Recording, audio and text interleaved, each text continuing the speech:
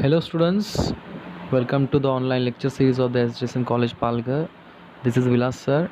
Today we are going to start the very new chapter, Agriculture, a modern approach. In previous lecture we have discussed various weather and climate related topics, but the rest of the part like instrument of measuring weather elements and weather forecasting, it is deleted for this year. So this portion part we will not discuss. So we are going to start with the very new chapter. Today we discuss about introductory part of agriculture, organized farming, community farming, farmer producer organization and company, corporate farming and contract farming.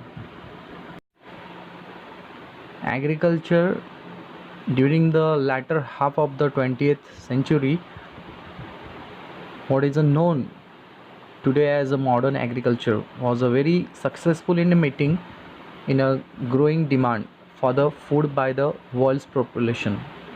Yields of the primary crop such as rice and wheat increased dramatically, so the price of the food declined. The rate of increase in a crop yield generally kept pace with the population growth, and the number of people who consistently go hungry was slightly reduced. This boost in a food production have been due to mainly to scientific advances and the new technologies. It includes the development of a new crop variety, the use of pesticide and fertilizers, and the construction of a large irrigation system. So India is again the farmers country. So we have adapted the various techniques for the modern age. Organized farming is a group of the producers coming together to pursue the specific common interest of their member and the developing technical or the economical activities that benefits them. So the decrease in the total land holding as per the capita is also a restricting factor for the development in agriculture. Need is to organize the farm and farmers for the efficient farming. There are some patterns of organized farming which can be discussed. Let's see the community farming. When the number of the individual come together for the collective farming on a certain piece of land, it is called as community farming. Here the land may be owned or leased by the participant. So the decision actual practices may be a responsibility of a group or some authorized person. Generally, the purpose of the community farming is to reduce cost of cultivation. It increases the productivity and to harness the benefit of the large scale farming. Farmers have a small land holding also tends to unite with community farming. Currently, the people having the interest in the farming, but due to some reasons they do not have cultivable land, also used to participate in the community farming. Agencies have providing some facilities are active on websites. So here are the participants from the different occupations can be registered their name, hiring and the piece of land, and selects the crop to be grown. Charges are applied for the according to the crop selected. So the all operations are carried out by the agencies. Regular updates are provided on the website and through the messages. So the participant can also visit the farm and enjoy the actual working in the field. Produce from the hired land is delivered to the owner in the form of good or money. So these can be helpful for the any person to be a farmer in initial period. Let's see the Farmer Producer Organization Scheme, that is a SFSE, an FPO formed by the group of farm producer. It is a registered body with the producer as a shareholder in the organization. It deals with the business activity related to the farm produce, and it works for the benefit of farmer producers. So in India, sfseindia.com is working for the farmers and the owners who own the land, and they are taking approach for the various farming activities and large level and the small level also. Let's see the SFSC. The SFSC stands for Small Farmers Agribusiness Consortium. It is related with the Farmer Producer Organization Scheme in India. So the society promoted by the Department of Agriculture, Cooperation and Farmers Welfare, Ministry of Agriculture and the Farmers Welfare, Government of India. So this conducted various types of awareness program, monitoring various activities all over the state of India. Let's see the advantages of FPO, that is a Farmers Producer Organization or company. First, the limitation of the decreased land holding are the eliminated. Second, it minimizes cost of the production by the collective purchasing of inputs. Thirdly, the production of a uniform quality crop as per the demand and the market linkage gives the premium rate of the produce. So the working together in the organization facilitated communication and exchange of ideas. This favors transfer of information and adoption of advanced technologies as well. Then the funding agencies and the government departments gives the support of a priority. Then the role and the responsibility can be divided amongst the members. Lastly, the resources and the machineries can be utilized more efficiently. For example, lift irrigation, combine harvester, etc. So the every technical issues are solved here. Let's see the key points for the Farmer Producer Organization or company. The agencies for the technology management in agriculture, that is ATMA, is a division of a government agriculture department having the authority to register such a organization and the support for further activities. Let's see. First, as per the current guidelines, a group of minimum 20 farmers is eligible to form a FPO. Secondly, application in the format should be submitted to ATMA at the Taluka Agriculture Office. Thirdly, the project director of a ATMA or district superintendent of a agriculture officers issues the letter of the registration. The bank account can be opened in the same name of a registered FPO. So the authorized signatories of the group can operate the same account. The FPO can purchase inputs or sell the produce and have a transaction through these accounts. Registered FPO can apply for the various schemes of the government and avail the support.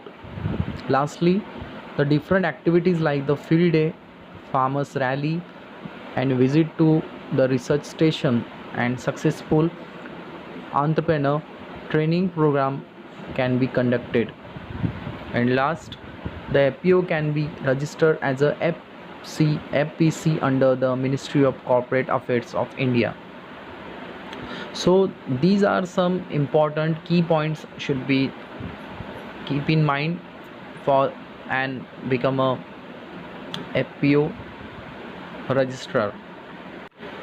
The corporate farming is the term that used to describe the agricultural operations that involves the production of food and the food related products on the exceptionally large scale. This approach is different from the operations of a family farm as a business, in that the corporate approach calls for not only for growing of food products but also wide range of the additional services that are important to the market of a food products.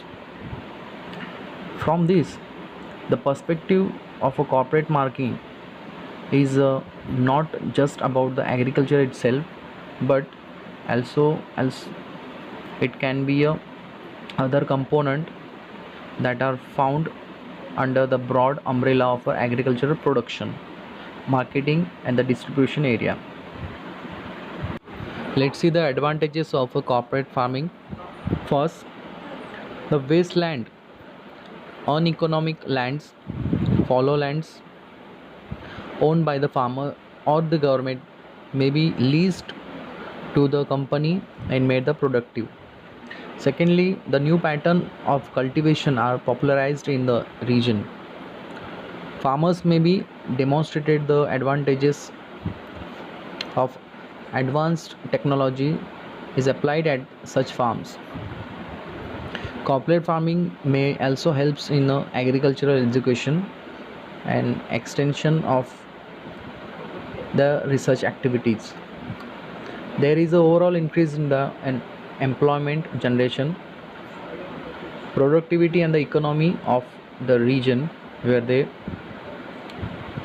some infrastructure facilities like the marketing, transport, processing can be developed by the corporate farming.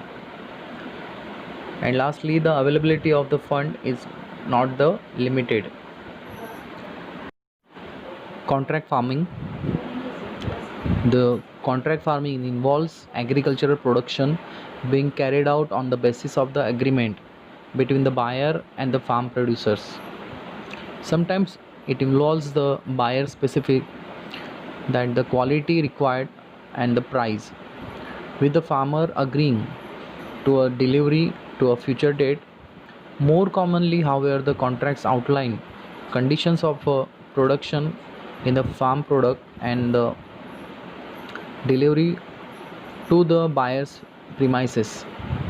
The farmer undertaking the supply agreed quantities of a crop or the livestock products. It based on the quantity standards and the delivery requirement of a purchaser. In returns, the buyer usually a company agrees to buy their products, often at the price that they establish in advance. The company often also agrees to support the farmer through the supplying inputs, assisting with the land preparation, providing production advice, and the transporting produce to its premises. The term outgrower scheme is sometimes used to synonymously with the contract farming. So, most commonly in eastern and southern part of India, the contract farming can be used in many agricultural products. Although the developing countries, it is less common for the staple crops like rice, maize, wheat, barley, and the various cash crops. Let's see the advantages of contract farming. The contract farming is looking towards the benefits both for the farm producer as well as to the agro producing firms. Let's see first, it makes small scale farming competitive. The small farmers can be access technologies, credits, marketing channels, the informations, and while the lowering the transaction cost. Secondly, they ensure that the market for their produce at their doorstep. It reduces the marketing and the as well as the transaction cost. Also, it reduces the risk of production, price, and the marketing cost. Then the contract farming can open up for the new markets which would otherwise be unavailable to the small farmers. It also ensures that the higher production can be the better quality. Then the financial support It is available in cash or in kind of various things, and the technical guidance to the farmers also provided. And lastly, in case of the agri processing, it ensures that the consistent supply of the agricultural produce with the quality at the right time and with the lesser cost can be provided with date. Let's see the limitation in contract farming.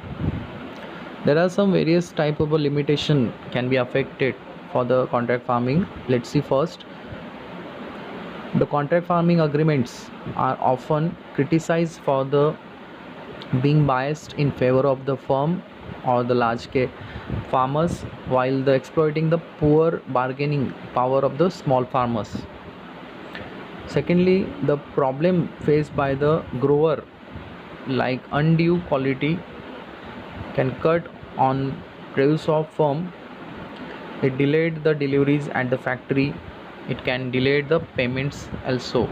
It lowers the price, and pest attack can be affected to the crop, which raise the cost of the production at the time of the delivery. Then the contract agreements are the often verbal or the informal in nature, and even in written contracts often do not provide the legal protection in India. So that may be observed in some countries as well. The lack of enforceability and the contractual provision can be result in the breach of contracts by either the parties. Next, the single buyer or the multiple seller can be affected many times. Lastly, or the last limitation can be the adverse gender effects, like the women have less access to contract farming than the men in this field. So the contract farming can be sometimes dangerous, or sometimes it can be beneficial for the farmer as well as for the firm which are giving the contracts. So I hope you understood the explained part of the organized farming in the community farming, FPO, corporate farming, and the contract farming.